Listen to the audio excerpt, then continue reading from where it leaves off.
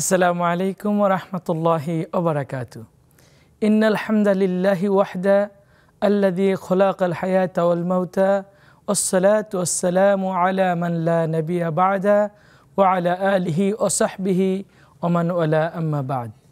প্রিয় দর্শক, কাছে কিংবা দূরে পৃথিবীর যে কোনো প্রান্ত থেকে এই মুহূর্তে যারা আমাদেরকে দেখছেন, আপনাদের প্রিয় চ্যানেল নেক্সাস টেলিভিশনের নিয়মিত আয়োজন ইসলামী জীবন বিধান, প্রাণ নিবেদিত ইসলামী জীবন বিধান, এই অনুষ্ঠানের পক্ষ থেকে আপনাদের সবাইকে স্বাগত এবং অভিনন্দন জানাচ্ছি।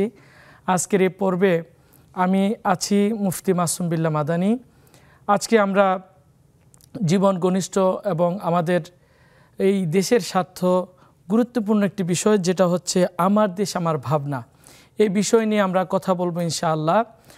আজকে আমাদের সাথে অতিথি হিসেবে রয়েছেন বাংলাদেশ দারুল আরকাম উত্তরা মাদ্রাসার সম্মানিত শিক্ষা সচিব ও শাইখুল হাদিস জনাব শেখ সাব্বির আহমেদ খান হাফিজাহুল্লাহ। আসসালামু আলাইকুম। ওয়ালাইকুম আসসালাম ওয়া রাহমাতুল্লাহি ওয়া বারাকাতুহু। শেখ কেমন আছেন? আলহামদুলিল্লাহ, আল্লাহ তাআলা ভালো রেখেছেন, ভালো আছি। আপনি কেমন আছেন? আলহামদুলিল্লাহ, জাযাকাল্লাহ খায়ের।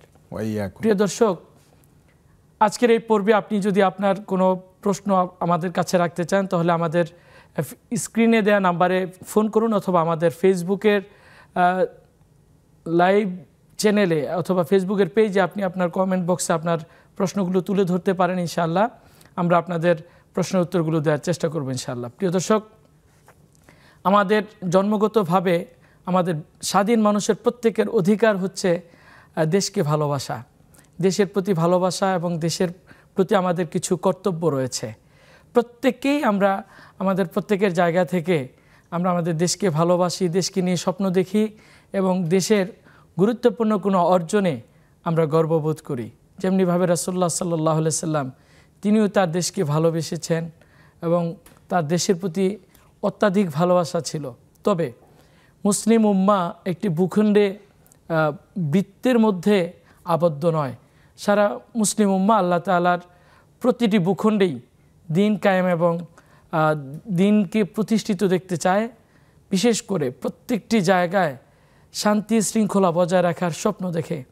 যেমনিভাবে আল্লাহ রাসূল সাল্লাল্লাহু আলাইহি সাল্লাম বলেছেন, মুমিনদের উদাহরণ হচ্ছে এরকম, তারা একটি দেহের ন্যায়। পৃথিবীর যে কোনো প্রান্তে কোনো মুসলমান বিপদগ্রস্ত হলে বা আঘাতপ্রাপ্ত হলে পৃথিবীর প্রত্যেকটি প্রান্তেই প্রত্যেক মুসলমান তার হৃদয়ে রক্তক্ষরণ হবে, কারণ মুসলমানরা হচ্ছে একটি দেহের ন্যায়, কাজাসাদিন ওয়াহিদ, একটি দেহের ন্যায়। সুতরাং মুসলিমদের আমরা যে ভূখণ্ডেই থাকি না কেন, সে ভূখণ্ডের প্রতি ভালোবাসা এটা আমাদের একটা তবিআ। কারণ আল্লাহ রাসূল সাল্লাল্লাহু আলাইহি সাল্লাম বলেছেন, কুল্লু মাউলিদিন ইউলাদু আলাল ফিতরা, প্রত্যেকটা মানুষই ফিতরাতের উপর জন্মগ্রহণ করে। কারণ ফিতরাত হচ্ছে ইসলাম, অর্থাৎ দ্বীনের উপর, সত্য ধর্মের উপরে প্রত্যেকটা মানুষ জন্মগ্রহণ করে। জন্মের পর ফাআবাওয়াহু, তার পিতামাতাই তাকে ইহুদি বানায় এবং নাসারা বানায়, খ্রিস্টান বানায়। সুতরাং আমরা কে কোন ধর্মের সে বিচার বিশ্লেষণে না গিয়ে আমরা কোথায় আল্লাহ তাআলা আমাদেরকে মানুষ হিসেবে পাঠিয়েছেন, যে ভূখণ্ডে পাঠাক না কেন, আমরা প্রত্যেকে আমাদের দেশের প্রতি দায়িত্ব এবং কর্তব্য নিয়ে আমাদের চিন্তা ভাবনা থাকা দরকার এবং দেশের স্বার্থবিরোধী সকল কাজকর্ম থেকে নিজেদেরকে বিরত রাখা দরকার। প্রিয় দর্শক, আমরা এই বিষয়ে কথা শোনার জন্য যাচ্ছি। আজকে আমাদের সাথে যিনি রয়েছেন শেখ সাব্বির আহমেদ খান হাফিজাহুল্লাহ। শেখ, আপনি যদি আমাদের দর্শকদের উদ্দেশ্যে বলতেন যে আমার দেশ নিয়ে আমাদের কি ভাবনা থাকা উচিত, বা আমাদের দেশের সম্পর্কে আমাদের কি ভাবনা, আল্লাহ রাসূল সাল্লাল্লাহু আলাইহি সাল্লাম কীভাবে ভেবেছিলেন। বিসমিল্লাহ, আলহামদুলিল্লাহ, ওয়াসসালাতু ওয়াসসালামু আলা রাসূলিল্লাহ, আম্মা বাদ। খুবই চমৎকার একটি বিষয় এবং সময় উপযোগী।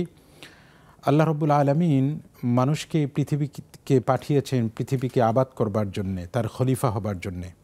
এই জন্য স্বভাবগতভাবেই মানুষ তার জন্মভূমি, যেই ভূমিতে সে বসবাস করে, সেটাকে খুবই পছন্দ করে, ভালোবাসে এবং এটা ইসলামেরও কামনা।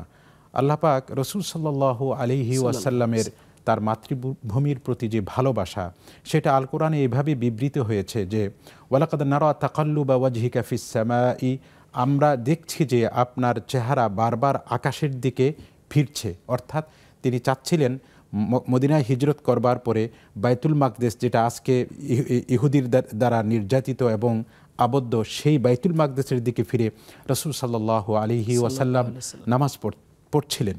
কিন্তু তিনি তার অন্তর চাচ্ছিল যে তিনি আবার মক্কার সেই কাবা শরীফের দিকে নামাজ পড়বেন। সেটা সেই জায়গার একটি বিশেষ ফজিলত। আবার রাসূল সাল্লাল্লাহু আলাইহি ওয়াসাল্লামের জন্মভূমি কিন্তু মক্কাতেই। এভাবে ভরপুর বেঁচে থাকাটাই জীবন, আর জীবনের স্বাদের অনিবার্য সঙ্গী প্রাণ। তারপরে আল্লাহ তাআলা বলছেন যে ফালানুওয়াল্লিয়ান্নাকা কিবলাতান তারদাহা ফাওয়াল্লি ওয়াজহাকা শাতরাল মাসজিদিল হারাম। আপনি যে বারবার আকাশের দিকে তাকাচ্ছেন, আমি আপনার চেহারাকে এমন কেবলার দিকে ফিরিয়ে দেব যা আপনি পছন্দ করবেন। আপনি কাবার দিকে ফিরে নামাজ পড়ুন। তো রাসূল সাল্লাল্লাহু আলাইহি ওয়াসাল্লাম মাত্র মাতৃভূমি ছেড়ে মদিনায় এসেছেন, তার সেই টান সেখানে ছিল। আমরা বুঝাতে চাচ্ছি যে মানুষের যে তার নিজের দেশ এবং মাতৃভূমির প্রতি ভালোবাসা, এটা কোরআন এবং সুন্নাহ সমর্থন করে। ঠিক তেমনিভাবে রাসূল সাল্লাল্লাহু আলাইহি ওয়াসাল্লাম যখন মদিনাতে স্থায়ী হয়ে গেলেন, তখন রাসূল সাল্লাল্লাহু আলাইহি ওয়াসাল্লাম যখন মদিনাতে আসতেন, কোনো যুদ্ধ থেকে জেহাদ থেকে ফিরে আসতেন, রাসূল সাল্লাল্লাহু আলাইহি ওয়াসাল্লাম এই উহুদ পাহাড়কে দেখে দূর থেকে বলতেন যে উহুদ, তুমি আমার এবং আমি তোমার থেকে, অর্থাৎ মানে একান্ত সম্পর্ক বোঝানো, ভালোবাসা বোঝানো উদ্দেশ্য, এবং আমি তোমাকে ভালোবাসি এবং তুমিও আমাদেরকে ভালোবাসো।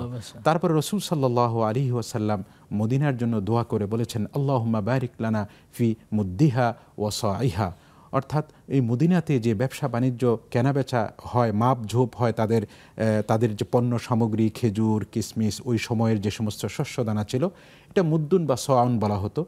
এটার মধ্যে বরকত দেন। এর উদ্দেশ্য হলো মদিনাবাসীর রিজেকে বরকত দেন। ওয়ানকুল হুম্মাহা, এবং মদিনাতে যেই বিরক্তিকর এবং কষ্টকর জ্বর, এটাকে আপনি স্থানান্তরিত করে জহফাতে নিয়ে যান। এটা হলো রাসূল সাল্লাল্লাহু আলাইহি ওয়াসাল্লাম থেকে। আমাদের সাথে একজন দর্শক রয়েছেন। আসসালামু আলাইকুম ওয়া রাহমাতুল্লাহ। ওয়ালাইকুম আসসালাম ওয়া রাহমাতুল্লাহ। জি বোন, প্রশ্ন করুন। প্রশ্ন হচ্ছে, চোখের কোনো আমল আছে নাকি? চোখের আমল বলতে চোখে একটু সমস্যা, তো কোন দোয়া আছে নাকি? তাই। জি ধন্যবাদ। আর কোরআনে যদি কোনো আয়াত থাকে, সেটা আপনার আয়াত নাম্বারটা বলে দেবেন, মানে কোন সূরার কত নাম্বার আয়াত, স্পষ্ট করে। জি বোন, আমাদের সঙ্গে থাকুন, ইনশাআল্লাহ আমরা আপনার প্রশ্নগুলোর উত্তর দেব ইনশাআল্লাহ। যে একজন মুমিনের তার ঈমানের অংশ দেশকে ভালোবাসা। এখন আমি বাংলাদেশের নাগরিক এবং প্রতিটি বাংলাদেশের নাগরিক দেশকে ভালোবাসা উচিত, এবং একটি মানব স্বভাবেরই অংশ দেশকে ভালোবাসা। আমরা এই বর্তমান সময়ে একটি সময় পার করছি। এই সময় আমরা আমাদের দেশকে নতুন করে গড়ার আমরা পুরা দেশবাসী চিন্তা করছে। তো সেই হিসাবে কোরআন এবং সুন্নাহ থেকে আমরা কি দিক নির্দেশনা পাই? এখানে কোরআনে কারিমে সূরাতুল হজ্জে আল্লাহ তাআলা বলছেন, আল্লাযীনা ইম্মাক্কান্নাহুম ফিল আরদি আকামুস সালাতা ওয়া আতাউজ যাকাতা ওয়া আমারু বিল মারুফি ওয়া নাহাউ আনিল মুনকার ওয়ালিল্লাহি আকিবাতুল উমুর। আল্লাহ তাআলা এই আয়াতে বলছেন যে মুমিনদেরকে বলছেন যে মুমিনরা হলো এমন, তাদেরকে যদি আমি এই পৃথিবীতে তাদেরকে কর্তৃত্ব দান করি, তাহলে সারা এই পৃথিবীতে তারা নামাজ কায়েম করবে। অর্থাৎ মানুষ যে আল্লাহ তাআলার সৃষ্টি, এই সৃষ্টি হিসাবে সর্বোচ্চ ইবাদত যে নামাজ, তারা সেখানে পড়বে শুকরিয়াতান।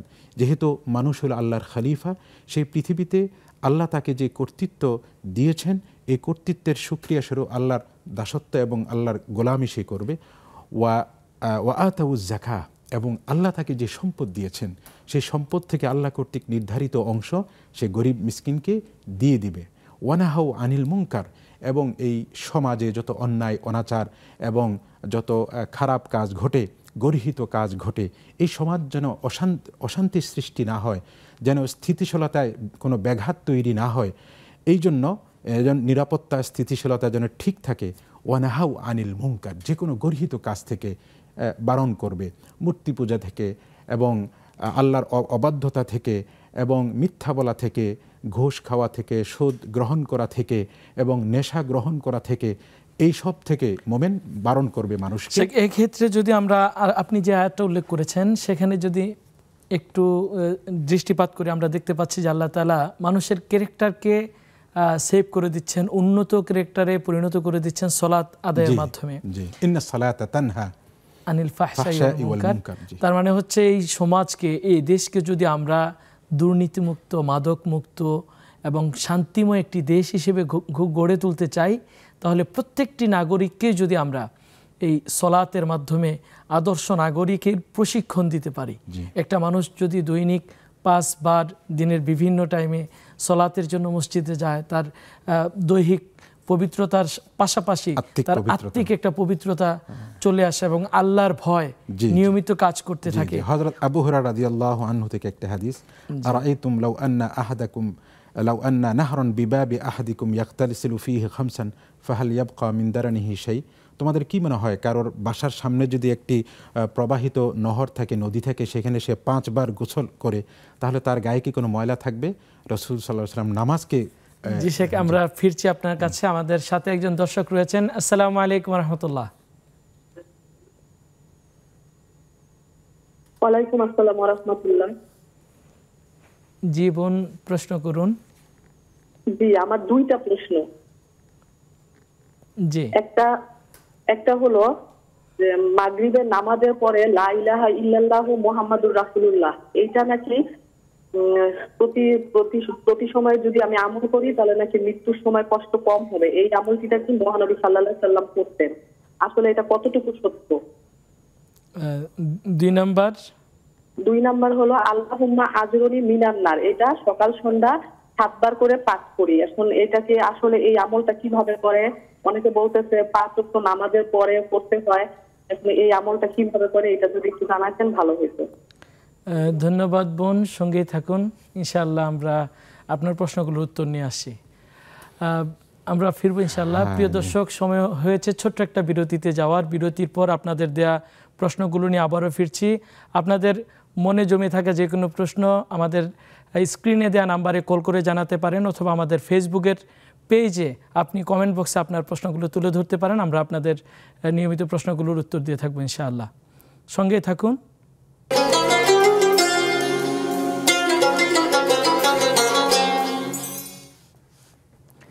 প্রিয় দর্শক, বিরতির পর আবারও ফিরছি আপনাদের প্রিয় অনুষ্ঠান নেক্সাস টেলিভিশনের নিয়মিত আয়োজন প্রাণ নিবেদিত ইসলামী জীবন বিধান।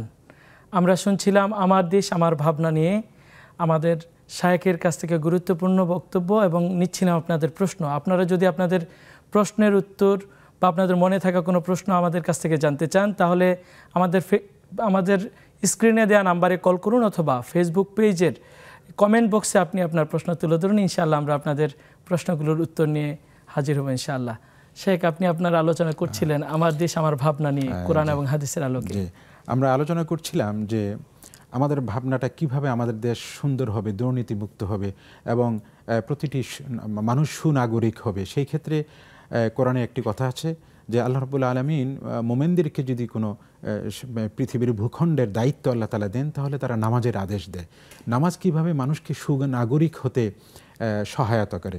একটি হাদিস আপনি যেটা বলছিলেন, যে একটি আবু হুরায়রা রাদিয়াল্লাহু আনহু থেকে হাদিসে বর্ণিত, রাসূল সাল্লাল্লাহু আলাইহি ওয়াসাল্লাম বলছিলেন যে কারোর বাড়ির সামনে যদি একটি নহর থাকে, তাহলে সে নহরে 5 বার গোসল করে, যে তাহলে তার কি অবস্থা? ফাহাল ইয়াবকা মিন দারানিহি শাই, তার শরীরের কোনো ময়লা আবর্জনা কি থাকবে? ক্বালু লা, সাহাবায়ে কেরাম বললেন না, 5 বার গোসল করলে আর কোনো ময়লা আবর্জনা থাকবে না। রাসূল সাল্লাল্লাহু আলাইহি ওয়াসাল্লাম বললেন ফাকাযালিকাস সালাওয়াতুল খামস ইয়ামহুল্লাহু বিহিন্নাল খাতায়া, ঠিক 5 ওয়াক্ত নামাজও এরকম। আল্লাহ তাআলা এই 5 ওয়াক্ত নামাজের মাধ্যমে মানুষের পাপ পঙ্কিলতাকে মুছে দেন। তো এই যে একজন মানুষ সে যখন ওযু করে, আল্লাহ রাব্বুল আলামিন তার পাপকে তার আঙ্গুলের অগ্রভাগ দিয়ে পাপগুলা বের করে দেন। সে যখন মসজিদে যায়, আল্লাহ তাআলার দরবারে হাজিরা দেয় এবং নামাজে প্রবেশ করে, নামাজের সাথে মধ্যে যে দোয়াগুলো আছে, এইভাবে আল্লাহ রাব্বুল আলামিন তার পাপগুলোকে মুছে দেন। ইন্নাল হাসানাত ইউযহিবুনাস সাইয়্যাত। তো নামাজের পরে আসছে জাকাত। জাকাত মানুষের জীবনের, এই সমাজ এবং রাষ্ট্রের গুরুত্বপূর্ণ একটি স্তম্ভ হলো অর্থ ব্যবস্থা। আমরা অর্থ ব্যবস্থা নিয়ে কথা শুনবো ইনশাআল্লাহ। আমাদের একজন দর্শক আছেন, দর্শকের প্রশ্ন নিয়ে নিই। আসসালামু আলাইকুম ওয়া রাহমাতুল্লাহ। প্রিয় দর্শক, কি আছেন? ওয়ালাইকুম আসসালাম ওয়া রাহমাতুল্লাহ। মোহাম্মদ রেজাউল করিম, রংপুর পীরগাছা থেকে। জি রেজাউল ভাই। হ্যাঁ হুজুর, আমার প্রশ্ন 2টা প্রশ্ন। জি হুজুর, ওই নামাজ মানে প্রথম কাতার এবং দ্বিতীয় কাতার, যে কোনো কাতারে যদি নফল অথবা সুন্নত নামাজ পড়তেছে, প্রথম কাতারে আমরা থাকলাম, আমি থাকলাম, পিছনে যে নামাজ পড়তেছে দেখা গেল যে ওনার নামাজ সালাম ফিরায় নাই। এই মর্মে আমি সালাম ফিরানোর পর পিছনে না তাকায় দাঁড়াইলাম। দাঁড়ানোর পর এই ওখানে আসলে সতুর দেওয়ার যে ওটাও কাছে নাই, পাশে আবার অনেকে নামাজ পড়তেছে। সেই ক্ষেত্রে আমাকে কি করতে হবে? যে দাঁড়ায় থাকা যাবে না বসা যাবে, এবং দাঁড়ানো অবস্থায় থাকলে কি কোনো গুনাহগার হব কিনা? জি, ধন্যবাদ, সাথে থাকুন, আমরা আপনার প্রশ্নগুলো উত্তর দেব ইনশাআল্লাহ। শেখ, আমরা কয়েকটি প্রশ্ন আমাদের কাছে ইতিমধ্যে জমা হয়েছে। আমাদের এক বোন প্রশ্ন করেছিলেন চোখের সমস্যার জন্য কোনো দোয়া আছে কিনা, অর্থাৎ কোরআনের কোনো আয়াত আছে কিনা, বা থাকলে কোন দোয়াটা একটু যদি জানাতেন। এইভাবে ভরপুর বেঁচে থাকাটাই জীবন, আর জীবনের স্বাদের অনিবার্য সঙ্গী প্রাণ। মোমেন যখন আল্লাহ তাআলার কাছে কোনো কিছু চাইতে চায়, এই বিষয়ে যদি রাসূল সাল্লাল্লাহু আলাইহি ওয়াসাল্লামের কাছ থেকে বর্ণিত কোনো দোয়া থাকে সেটা পড়বেন। আর যদি সুনির্ধারিত কোনো দোয়া না থাকে, তাহলে তার মনের ইচ্ছা চাহিদাটা যে কোনোভাবে আল্লাহকে বুঝাইতে পারলেই আল্লাহ তাআলা শুনবেন, এবং চাওয়ার মতো চাইতে পারলে আল্লাহ তাআলা তার দোয়া কবুল করবেন। তো সেই হিসাবে তার মনের যে ভাবনা আসে সেটা আল্লাহ সরাসরি বলবেন, বাংলায় বলবেন, হে আল্লাহ আমার চোখের জ্যোতি বৃদ্ধি করে দিন, আমার এই সমস্যা দূর করে দিন। আর আমাদের দেশের হযরত মাশায়েখে কেরাম একটি দোয়া পড়েন, কোরআনের আয়াত, সেই আয়াতের মধ্যে এই আল্লাহ তাআলার কাছে চোখের দৃষ্টি শক্তি বৃদ্ধির একটি অর্থগত একটা মিল আছে। সেই আয়াতটা হলো ফাকাশাফনা আনকা গিতাআকা ফাবাসারুকা আল-ইয়াওমা হাদিদ। যদি আত্তাবাররুক বিহাদিহিল আয়া, এই আয়াতের মাধ্যমে বরকত অর্জনের জন্য যদি তারা আয়াতটা পড়ে এবং আল্লাহ তাআলার কাছে দোয়া করে যে এটার উসিলা আমাকে দৃষ্টিশক্তি বৃদ্ধি করে দেন, তাহলে এতে কোনো সমস্যা নেই, এই আয়াতের মাধ্যমে দোয়া করতে পারে। ধন্যবাদ। আরেকটি প্রশ্ন ছিল, আমাদের আরেক বোন প্রশ্ন করেছিলেন মাগরিবের সলাতের পর লা ইলাহা ইল্লাল্লাহু মুহাম্মাদুর রাসূলুল্লাহ এই তাসবিহ 100 বার পড়া বা একটা নির্ধারিত সংখ্যায় পড়া, এটা কোরআন হাদিস দ্বারা সম্মত কিনা বা পড়তে পারবেন কিনা? জি, হযরত আবু হুরায়রা রাদিয়াল্লাহু আনহু থেকে বর্ণিত, রাসূল সাল্লাল্লাহু আলাইহি ওয়াসাল্লাম থেকে এক দীর্ঘ হাদিসের বর্ণনা, তার সার সংক্ষেপটা হলো রাসূল সাল্লাল্লাহু আলাইহি ওয়াসাল্লাম বলেছেন, মান ক্বালা লা ইলাহা ইল্লাল্লাহ দাখালাল জান্নাহ, যে লা ইলাহা ইল্লাল্লাহ পড়বে ঈমানের সাথে সে জান্নাতে প্রবেশ করবে। তো এখানে সেই হিসাবে কেউ যদি আপনার কালিমা বেশি বেশি পাঠ করে, এটা অবশ্যই তার জান্নাতে প্রবেশ করার একটি কারণ বা সাবাব। সেই হিসাবে মাগরিবের পরে হোক, জোহরের পরে হোক, বা যে কোনো সময় প্রচুর পরিমাণে কালিমা তাইয়্যিবা আমরা পড়তে পারি। আর তাছাড়া নির্ধারিত কিছু দোয়া রয়েছে, দোয়া মাসুর বলা হয় রাসূল সাল্লাল্লাহু আলাইহি ওয়াসাল্লাম থেকে বর্ণিত দোয়াগুলো। এর মধ্যে একটি দোয়া হলো লা ইলাহা ইল্লাল্লাহু ওয়াহদাহু লা শারীকা লাহু লাহুল মুলকু ওয়া লাহুল হামদু ওয়া হুয়া আলা কুল্লি শাইইন কাদির, 10 বারের কথা এসেছে। তো ওই সংখ্যা অনুযায়ী পড়লে রাসূল সাল্লাল্লাহু আলাইহি ওয়াসাল্লাম থেকে বর্ণিত দোয়াগুলি পড়াই উত্তম। আর না হয় এমনি কালিমা তাইয়্যিবার অনেক ফজিলত, যে কোনো সময় যে কোনো সংখ্যায় পড়তে পারে। বোন দ্বিতীয় আরেকটি প্রশ্ন করেছিলেন আল্লাহুম্মা আজিরনা মিনান নার, এই দোয়া 7 বার পড়তে হবে মাগরিবের সালাতের পর। এটা হাদিসে বর্ণিত হয়েছে। এর অর্থ হলো, হে আল্লাহ আপনি আমাদেরকে জাহান্নাম থেকে মুক্তি দিন, এটা হাদিস শরীফে এসেছে। জাযাকাল্লাহ খায়ের। আরেক ভাই রাজাউল করিম ভাই, যিনি প্রশ্ন করলেন একটু আগে, যে তিনি নামাজের প্রথম কাতারে আছেন, কিন্তু পিছনের কাতারে আরেকজন ভাই সালাত আদায় করছেন। তো ওনার নামাজ শেষ, এখন সুতরা অর্থাৎ কোনো প্রতিবন্ধকতা দেওয়ার মতো কোনো জিনিস ওনার কাছে নেই, এই ইতিমধ্যেই তিনি দাঁড়িয়ে আছেন। এখন তিনি কি করবেন? দাঁড়িয়ে থাকবেন না বসবেন, নাকি দাঁড়িয়ে থাকলে কোনো গুনাহ হবে, এই বিষয়টা তিনি জানতে চেয়েছেন। হ্যাঁ, নামাজের আগে অতিক্রম করা এটা নিষেধ এসেছে। এই একটি হাদিসে এসেছে, রাসূল বলেছেন, সে যদি জানতো কত অপরাধ, লাকামা আরবাঈনা খরিফান, সে 40 বছর দাঁড়িয়ে থাকতো। তো সেই হিসাবে এটা খুবই গুরুত্বপূর্ণ বিষয়। দাঁড়িয়ে থাকলে অর্থাৎ সে অতিক্রম করতে পারবে না, বসে থাকুক কিংবা দাঁড়িয়ে থাকুক, সালাম ফিরানো পর্যন্ত অপেক্ষা করা উচিত। তার মানে আমাদেরকে দাঁড়িয়ে থাকাই উত্তম। বসে থাকি বা দাঁড়িয়ে থাকি একজন দর্শক রয়েছেন। আসসালামু আলাইকুম রাহমাতুল্লাহ। আমাদের দর্শকের লাইন কেটে গেছে। শেখ, আপনি বলছিলেন যে রাষ্ট্র গঠনে যে অর্থ ব্যবস্থা, জি, ইসলামী অর্থ ব্যবস্থা অথবা রাষ্ট্রের যে অর্থ ব্যবস্থাটাকে স্ট্রং করার জন্য ইসলাম কি পন্থা দেখিয়েছে? হ্যাঁ, যেটা আমাদের ভাবনা, যে আমার দেশ আমার ভাবনা। তো দেশ দুর্নীতিমুক্ত হতে হবে, যেটা আল্লাযীনা ইম্মাক্কান্নাহুম ফিল আরদি আকামুস সালাহ, তারা নামাজ কায়েম করবে। নামাজ হলো সুনাগরিক হবার প্রথম সোপান, প্রথম সিঁড়ি। তারপরে আল্লাহ তাআলা বলছেন যে ওয়াআতাউজ যাকাহ, তারা যাকাত দিবে।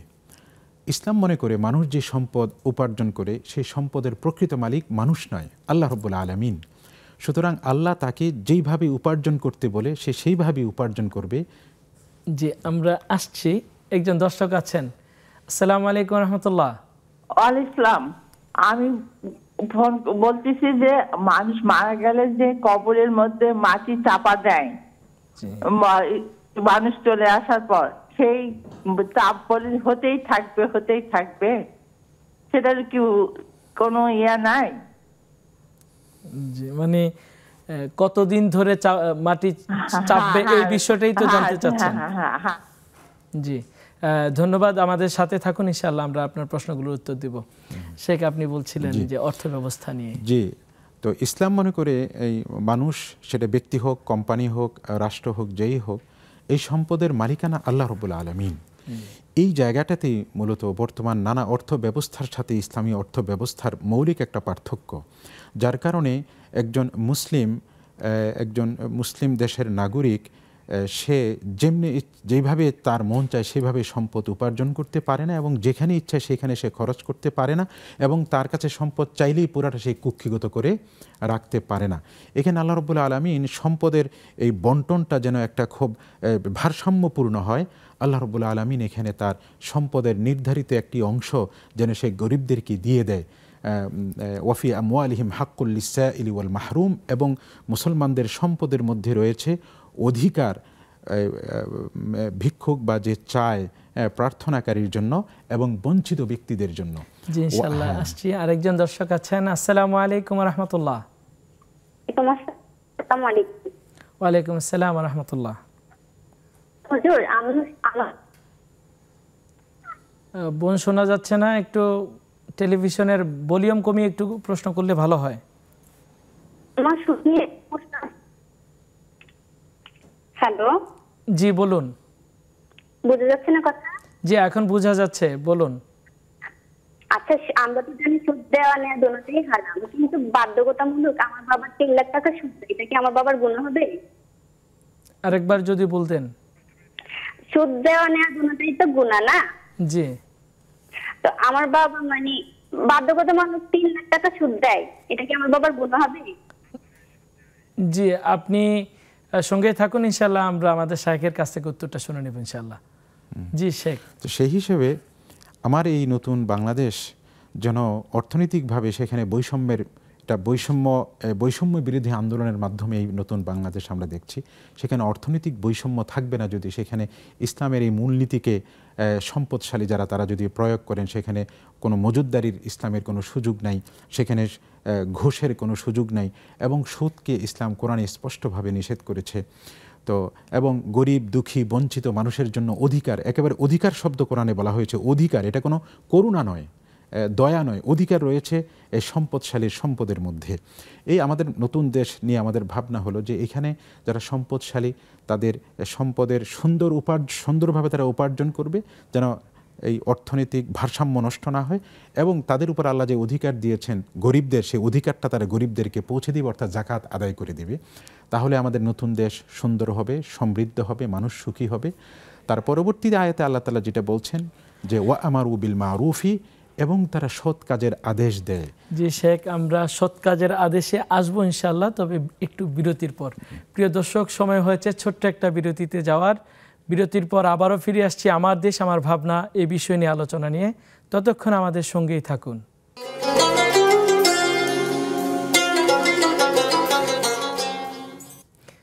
প্রিয় দর্শক, বিরতির পর আবারও ফিরে এলাম আপনাদের প্রিয় চ্যানেল নেক্সাস টেলিভিশনের নিয়মিত আয়োজন প্রাণ নিবেদিত ইসলামী জীবন বিধান। আমরা শুনছিলাম আমার দেশ আমার ভাবনা এই বিষয়ে আমাদের শায়েখের কাছ থেকে আলোচনা এবং নিচ্ছিলাম আপনাদের প্রশ্ন।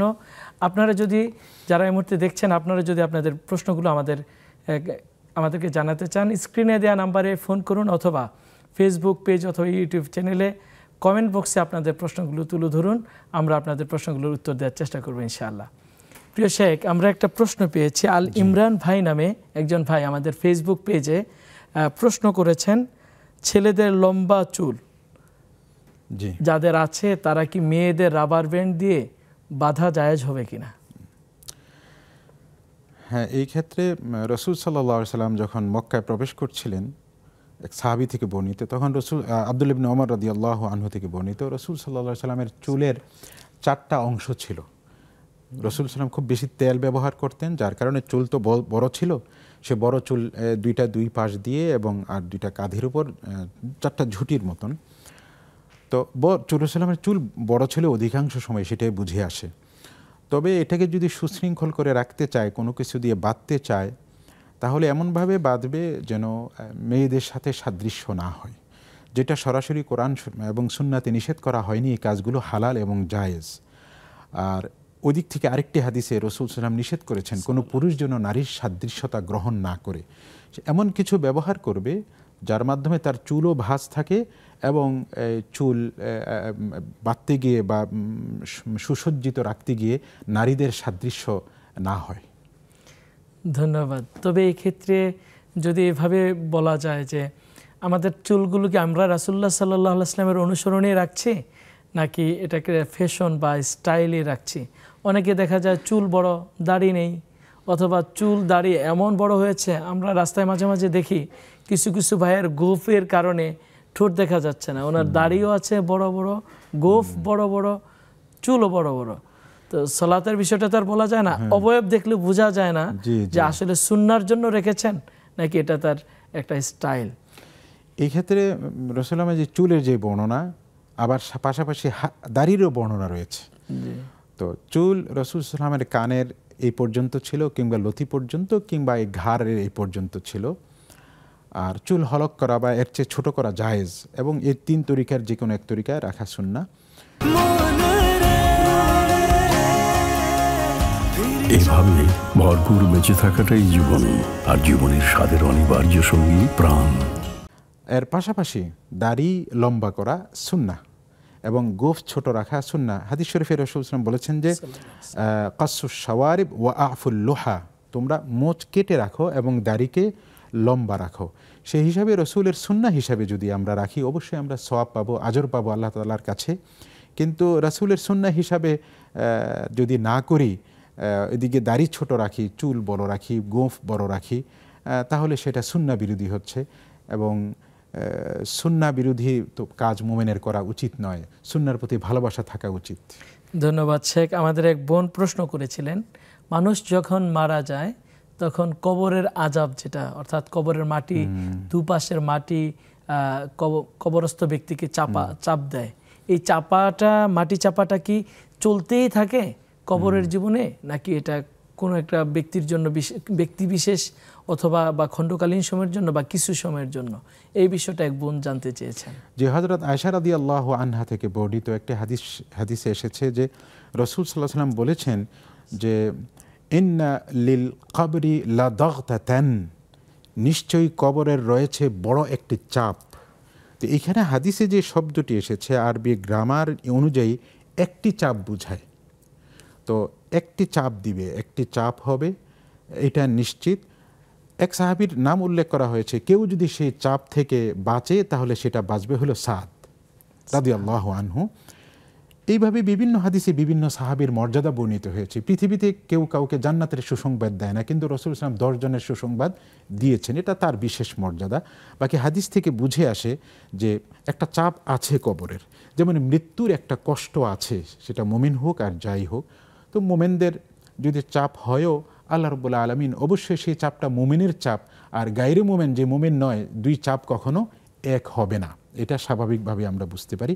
এবং এই চাপটা মুমিনদের স্থায়ী হবে না, এবং কাফেরদেরও এই চাপ স্থায়ী হবে না, কাফেরদের এই চাপের পরে একটা নতুন আরও অন্য কোনো শাস্তির সূচনা হবে এবং মোমেনদের অন্য কিছু সুন্দর ব্যবস্থা হবে। যেমন একটি হাদিসে রাসূল সাল্লাল্লাহু আলাইহি ওয়াসাল্লাম বলেছেন যে কবর ইম্মা রাউদাতুম মিন রিয়াদিল জান্নাহ আও কিতাআতুম মিন কিতাআন নার, বনি আদমের কবর হবে হয় জান্নাতের একটি টুকরো, না হয় জাহান্নামের একটি টুকরো। সেই হিসাবে তার পরবর্তী জীবন চলতে থাকবে।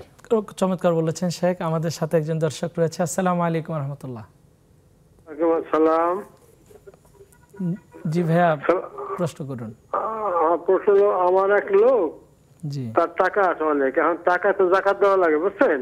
জি, যাকাত যাতে দেওয়া না লাগে এই জন্য ওই ব্যক্তি ওই টাকা দিয়া জমি কিনে রাখতে আছে, যাকাত দেওয়া না লাগে। আচ্ছা আচ্ছা, জি ধন্যবাদ। সাথেই থাকুন, আমরা আপনার প্রশ্নের উত্তর নিয়ে আসি ইনশাল্লাহ। শেখ, আপনি বলছিলেন বিরতির আগে যে আল্লাহ তাআলা যদি কোনো মুমিনকে শাসন ব্যবস্থার দায়িত্বভার দান করেন, তখন তিনি মানুষকে সৎ মানুষ তৈরি করার জন্য প্রথমে সালাতের প্র্যাকটিস করাবেন, অর্থাৎ সালাতের মাধ্যমে মানুষের চরিত্র থেকে অন্যায় যত কোয়ালিটিগুলো আছে এগুলো ডিলিট করে দিবেন। এরপরে তারা সমাজের মধ্যে ধনীদের পক্ষ থেকে অর্থ, যিনি ধনী তিনি তার সম্পদ থেকে যাকাত এবং ফিতরার মাধ্যমে অসহায়দের পাশে দাঁড়াবেন। এই বিষয় নিয়ে কথা বলছিলেন। হ্যাঁ জি, এটা এই যে অর্থ, মানুষ এই দুনিয়ার যে অর্থ ব্যবস্থা সেখানে কিন্তু এই জিনিসটা নাই, সেখানে আইন তাকে যতটুকু বাধ্য করে দেয় অতটুকুই। কিন্তু ইসলামী জাকাত ব্যবস্থাটা এরকম যে আল্লাহর প্রতি বিশ্বাস এবং আখেরাতে যে তার বিচারের মুখোমুখি হতে হবে, স্বয়ংক্রিয়ভাবে কোনো আইনি চাপ ছাড়াই সে জাকাত দিতে মোমেনরা জাকাত দিচ্ছে আমাদের দেশে আলহামদুলিল্লাহ। এবং সেটা আরও ব্যাপকভাবে হলে আমাদের সুন্দর দেশ গড়তে আরও সুন্দর হবে, সেখানে বঞ্চিত এবং দরিদ্র মানুষের অর্থনৈতিক তাদের ভাগ্য বদল হবে ইনশাআল্লাহ। এর পরবর্তীতে এই জন্য এই যে সমাজে কিছু অসাধু ব্যবসায়ী যেটা করে থাকে, মজুদদারি করে থাকে এবং নানা সুযোগে তারা পণ্যের মূল্য অন্যায়ভাবে তারা বৃদ্ধি করে মানুষের কষ্টের কারণ হয়, এই জিনিসগুলো সরাসরি কোরআন সুন্নাহ অনুযায়ী নিষেধ এবং মাপে কম দেওয়া এবং ক্রেতা ভোক্তাকে ঠকানো। আল্লাহ তাআলা কোরআনে কারিমে বলছেন, ওয়াইলুল লিল মুতাফফিফিন আল্লাযীনা ইযা ইকতালু আলান নাসি ইস্তাওফুন ওয়া ইযা কালুহুম আও ওয়াজানুহুম ইখসিরুন। ধ্বংস ওই ব্যক্তিদের জন্য, বা ওয়াইল নামক জাহান্নাম ওই ব্যক্তিদের জন্য যারা ওজনে কম দেয়, কিন্তু তারা যখন মানুষের কাছ থেকে কোনো কিছু নেয়, তাদের অধিকার মেপে নেয়, তারা একেবারে পরিপূর্ণভাবে বুঝে নেয়, কিন্তু যখন অন্যকে দেয় তখন তারা ঠকায়। তো এই জিনিসগুলো একটি সমাজের খায়ের এবং বরকত নষ্ট করে ফেলে। কোরআন মানুষকে তার অর্থনৈতিক অধিকারটা পরিপূর্ণভাবে দেওয়ার জন্যে মোমেনকে, কোনো মোমেনের যদি কোনো ভূখণ্ডে তাদের কর্তৃত্ব প্রতিষ্ঠা হয়, মোমেনকে এই আদেশগুলো দিচ্ছেন। ফিরে আসবো আবার আপনার কাছে। আমাদের সাথে একজন দর্শক রয়েছেন। আসসালামু আলাইকুম ওয়া রাহমাতুল্লাহ। ওয়ালাইকুম আসসালাম। জীবন নাম বলে প্রশ্ন করুন। আমার নাম উম্মে আমেরা, আমি মিরপুর 12 থেকে বলছি। জি, আমাকে যে একটু কলেমাটা একটু সহি করে একটু আমাকে জানতে চাচ্ছি। লা ইলাহা ইল্লাল্লাহু ওয়াহদাহু লা শারীকা লাহু লাহুল মুলকু ওয়া লাহুল হামদ, ই পড়তে হবে নাকি ইহুই ও আমিতু বিহি ওয়া হুয়া আলা কুল্লি শাইইন কাদির? জি, মানে এই দোয়াটা কিভাবে পড়তে হবে এটাই তো? জি জি জি জি, সঙ্গে থাকুন, ইনশাআল্লাহ আমাদের শেখ আপনার প্রশ্নের উত্তর দিবেন। যে শেখ, আমরা যে বোনের প্রশ্নটা শুনলাম, যে আমরা মাসনুন দোয়া যেগুলো আমরা পড়ি সালাতের শেষে, এই দোয়াটা যদি একটু সঠিক উচ্চারণে বোন যেভাবে বলছিলেন, লা ইলাহা ইল্লাল্লাহু ওয়াহদাহু লা শারীকা লাহু লাহুল মুলকু ওয়া লাহুল হামদু ইউহয়ি ওয়া ইউমীতু ওয়া হুয়া আলা কুল্লি শাইইন কাদির। ইউহয়ি ওয়া ইউমীতু এটা হাদিস শরীফে এভাবে এসেছে। আলহামদুলিল্লাহ, বোনের পড়ার পদ্ধতি ঠিক আছে। ধন্যবাদ শেখ। আমরা আবারও ফিরে যেতে চাই যে আমাদের দেশটাকে নিয়ে আমরা যেভাবে ভাবি, আমাদের দেশের যে অর্থনৈতিক দৈন্যদশা এখন চলছে, এই দেশের অর্থনৈতিক দৈন্যদশা থেকে আমরা কিভাবে টেনে তুলতে পারি, এই বিষয়ে আল্লাহ তাআলার যে প্রেসক্রিপশন আপনি তুলে ধরেছেন, জাকাত ভিত্তিক এবং সাদাকা, এরপরে আপনার দুর্দশাগ্রস্ত, অর্থাৎ যে প্রাকৃতিক যে দুর্যোগের সময় আমরা দান করতে উৎসাহিত হই, এই ধরনের বিষয়গুলোতে আল্লাহ রব্বুল আলামিন এবং তার হাবিব আমাদের জন্য কি হ্যাঁ, কোরআনে কারিমে আল্লাহ তাআলা বলছেন ওয়া তাআওয়ানু আলাল বিররি ওয়াত তাকওয়া ওয়া লা তাআওয়ানু আলাল ইসমি ওয়াল উদওয়ান। মানুষকে এই মানে কল্যাণকর কাজে পরস্পরের সহযোগিতা করা। রাসূল সাল্লাল্লাহু আলাইহি ওয়াসাল্লামের হাদিসে এসেছে যে মান নাফাসা কুরবাতান, কেউ যদি কারোর একটি বিপদ দূর করে, নাফাসা কুরবাতাম মিন কুরাবিদ দুনিয়া, মান নাফাসা আন মুসলিমিন কুরবাতাম মিন কুরাবিদ দুনিয়া নাফাসাল্লাহু আন কুরাবিল আখিরাহ। কোনো মুমিন যদি আরেকটি মুমিনের দুনিয়ার একটি বিপদ দূর করে, তাহলে আল্লাহ রাব্বুল আলামিন আখিরাতের মহা বিপদগুলো তার থেকে দূরে সরিয়ে নেবেন। সেই হিসাবে একজন মুমিনের উচিত এই সমস্ত দুর্যোগ মুহূর্তে মুমিনদের সহযোগিতায় এগিয়ে আসা। তাছাড়া কোনো মুমিনের পাশে যদি অন্য মুমিন কোনো বিপদে পড়ে, তার সহযোগিতা যাওয়া তার ইমানি দায়িত্ব। রাসূল সাল্লাল্লাহু আলাইহি ওয়াসাল্লাম হাদিস শরীফে যেটা আপনি বলছিলেন শুরুতে, মাসালুল মুমিনিনা ফি তাওয়াদ্দিহিম ওয়া তারাহুমিহিম কামাসালি জাসাদিন, মোমেনদের একে পরস্পরের ভ্রাতৃত্ব বন্ধনের দিক থেকে একটি দেহের মতন। ইদাশতাকা মিনহু উদউন, যখন তার একটি দেহ কোনো রোগ বা কোনো বিপদ বা কষ্টের থাকে, পুরা তার দেহ সেই কষ্টকে অনুভব করে। সেই হিসাবে কোনো মোমেন কখনো এই সমস্ত প্রাকৃতিক দুর্যোগে নিজেকে সহযোগিতায় না গিয়ে নিজেকে এইভাবে ঘরে বসিয়ে রাখতে পারে না। ধন্যবাদ। আমরা আমাদের সাথে একজন দর্শক আছে। আসসালামু আলাইকুম ওয়া রাহমাতুল্লাহি ওয়া বারাকাতুহু। প্রিয় দর্শক, নাম বলে প্রশ্ন করুন। ওয়া আলাইকুম সালাম ওয়া রাহমাতুল্লাহ। আমি মৌলভীবাজার থেকে ফোন করছি হুজুর। জি হুজুর, আমার প্রশ্ন হইল কি, আল্লাহ মাইয়া কাদেল হাজর, আল্লাহ মাইয়া আল মুশকিলাত, আল্লাহ মাইয়া দাফিয়াল বলিয়া, এগুলো আমি ফরজ নামাজে করতে পারবো? আর যদি পড়তে পারি তাহলে কতবার পরে পড়তে পারবো? সেটাই আমার প্রশ্ন। বুঝছেন? আরেকবার যদি একটু বলতেন দয়া করে। আল্লাহ মাইয়া কাদেল হাজর, আল্লাহ মাইয়া আল মুশকিলাত, আর আল্লাহ মাইয়া আল্লাহ দাফিয়াল বলিয়া, ওগুলো আমি ফরজ নামাজের পরে পড়তে পারবো? জি, সঙ্গে থাকুন। আমরা ইনশাআল্লাহ আমাদের শায়েখের কাছ থেকে আপনার এই প্রশ্নের উত্তরটা শুনবো। প্রিয় দর্শক, সময় হয়েছে ছোট্ট একটা বিরতিতে যাওয়ার। বিরতির পর আবারও আমার দেশ আমার ভাবনা এই বিষয় নিয়ে আমরা আলোচনা শুনবো এবং আপনাদের প্রশ্নগুলো উত্তর নিয়ে আসবো। ততক্ষণ আমাদের সঙ্গেই থাকুন।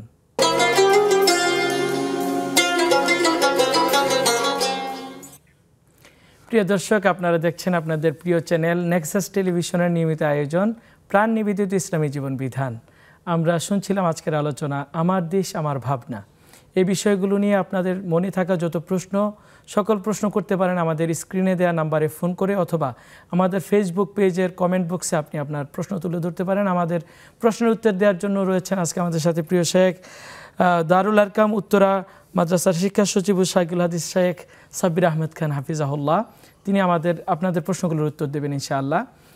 এছাড়াও আমরা আপনাদেরকে আজকে একটু আগে যে প্রশ্ন শুনেছি, আমাদের এক বোন ফেসবুকে প্রশ্ন করেছেন, ফেসবুকের পেজে, রোগ মুক্তির জন্য সাদাকা করার উদ্দেশ্যে কোনো গরু অথবা ছাগল জবাই করার সময় ওই ব্যক্তির নাম নিয়ে নিতে হবে কিনা, বা ওই ব্যক্তির নাম নিয়ে জবাই করবে নাকি অন্যভাবে জবাই করবে, এটার শরীয়ত বিধানটা একটু জানানোর জন্য। এমনি সাদাকা তো নিয়ত করবে অবশ্যই। নিয়তটা যিনি কিনতেছেন বা যিনি জবে করছেন, তিনি তার রোগ মুক্তির জন্যই নিয়ত করবেন, এটা তো উচিত। এটা যে জবে করছে সেই যে করতে হবে তা নয়, করলে আরও ভালো। বাকি যিনি কিনছেন, যিনি সাদাকা করছেন, যিনি আদেশ দিচ্ছেন যে আপনি জবে করুন, ওনার নিয়তে থাকলেই যথেষ্ট। বাকি যিনি জবে করছেন তিনিও যদি আবার সেটাকে পুনরাবৃত্তি করেন, অসুবিধা নেই। তবে জবেহর যে বিষয়টা, সেটা তো আল্লাহর নামেই জবাই করতে হবে। না, জবে করতে হবে আল্লাহর নামে, কিন্তু হে আল্লাহ, আমি তোমার নামে এটা জবে করছি, বিসমিল্লাহি আল্লাহু আকবার, অমুক ব্যক্তির রোগ মুক্তির জন্য তুমি কবুল করো। ধন্যবাদ শেখ। আমাদের আরেকজন বোন মাহফুজা আনাম, তিনি প্রশ্ন করেছেন সালামের উত্তরটা কীরকম হবে। তিনি আমাদের ফেসবুকের পেজে লিখেছেন যে ওয়ালাইকুম সালাম, ওয়ালাইকুম আসসালাম, বা কিভাবে সালামের সঠিক উত্তর হবে।